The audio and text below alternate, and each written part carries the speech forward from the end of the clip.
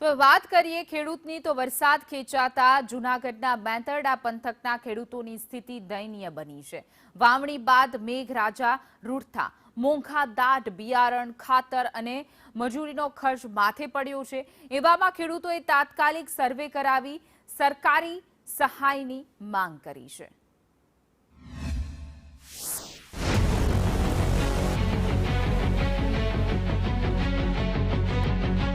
ખેતરોમાં જોઈ શકાતું સિંચાઈ માટેનું આ પાણી વરસાદનું નથી, પણ બોરવેલમાંથી કાઢીને ખેતરોને સિંચેલું છે।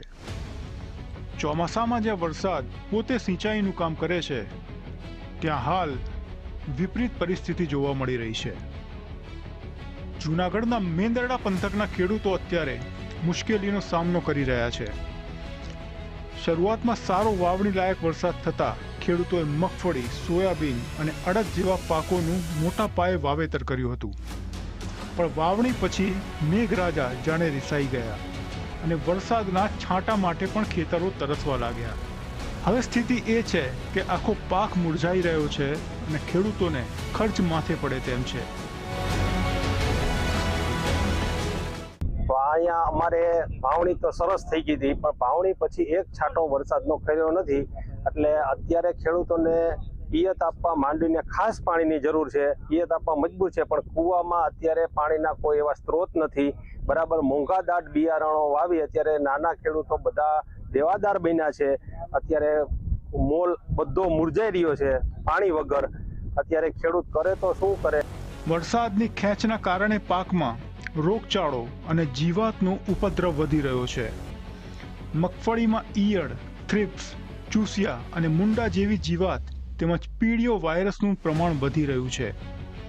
નાઇટ્રોજનની ગાંઠો ન બંધાતા છોડનો વિકાસ અટકી ગયો છે। મોંઘી દવાની પણ કોઈ અસર નથી થતી।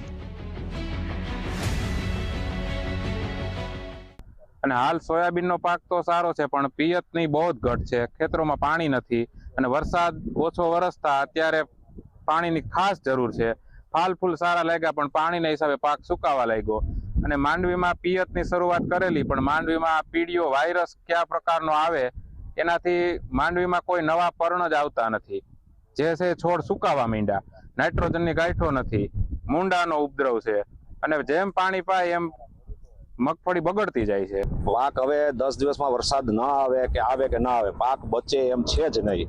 છે તો દાખલા તરીકેમાં નીચે ઉત્પાદન કાંઈ થાય એવું નથી, ફક્ત નિરણ થાય એવું છે, બીજું કોઈ વસ્તુ છે નહીં। છે કે તંત્ર દ્વારા તાત્કાલિક સર્વે કરાવવામાં આવે અને ખેડૂતોને નુકસાની જે થઈ છે તેની ભરપાઈ કરે તો જ ખેડૂતો બચશે, બાકી ખેડૂતો ખેતી છોડવા મજબૂર થઈ જશે। જો આવું નવું રહેશે તો આ વિશ્વને અનાજ કોણ પૂરું પાડશે એવી પણ ચિંતા સેવી રહ્યા છે। આટલું ઓછું હોય તેમ કૂવામાં પણ પાણી તળિયા ઝાટક થઈ ચૂક્યા છે, જેના કારણે 10 કલાક વીજળીનો પણ કોઈ મતલબ નથી સરતો।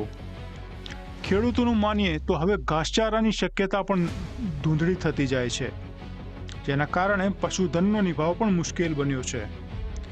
હવે જો સપ્ટેમ્બર સુધીમાં વરસાદ નહીં આવે તો પાક પૂરેપૂરો નિષ્ફળ જશે અને ખેડૂતોને વીઘે 10 થી 20 હજાર રૂપિયા સુધીનું નુકસાન વેઠવાનો વારો આવશે।